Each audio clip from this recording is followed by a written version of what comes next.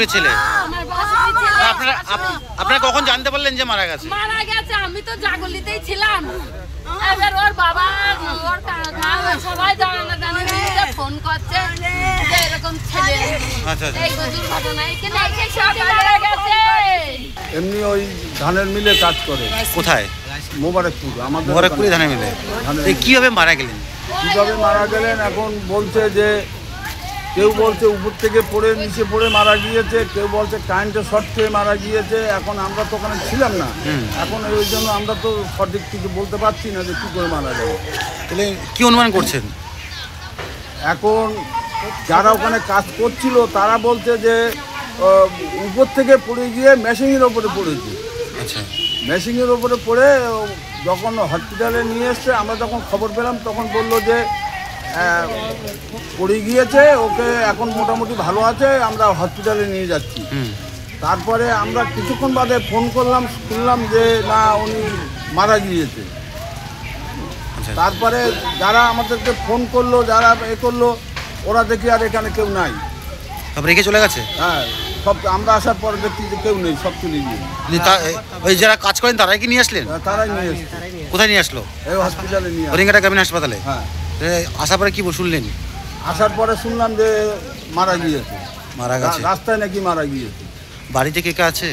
বাড়িতে ছোট একটা ছেলে আছে, বাচ্চা।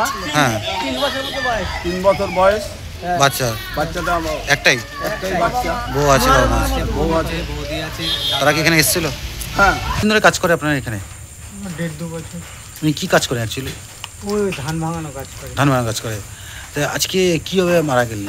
ও বিশ্বকর্মা পুজো তো, তাই ওকে ঝুল ঝাড়তে বলা হয়েছিল। এবার ও ঝুল ঝাড়ছিল, ঝাড়তে কীভাবে স্লিপ কেটে পড়ে গেছে। অনেক উঁচু থেকে পড়েছে নাকি? না না না, অনেক উঠেছে না, নিচে থেকেই পড়েছে, হয়তো ওই কীভাবে লেগে গেছে।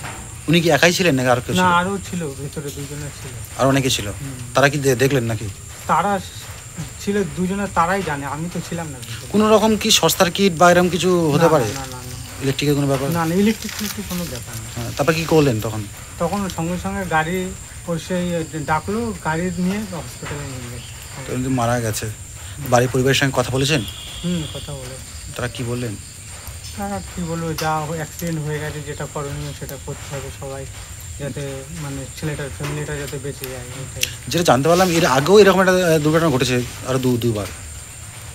না না, আগে দুর্ঘটনা, আগে তো গরম জল ছিটকে লেগেছিল একটু, সেটা এমনি। এখন অ্যাক্সিডেন্ট হয়ে গেছে, সেটা কী করে কী বলা যাবে বলুন? তো কি পরিবারের পাশে থাকবেন তো?